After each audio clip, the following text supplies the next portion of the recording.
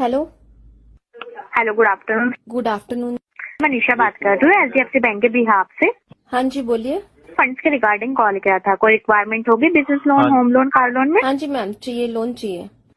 हाँ जी, कौन से लोन में रिक्वायरमेंट है आपकी? मैम ट्रेन खरीदनी थी। हाँ जी, ट्रेन खरीदनी थी मैम।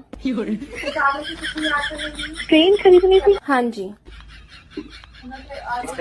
कितना अमाउंट देख रहे हैं आप? 300 करोड़ रुपए।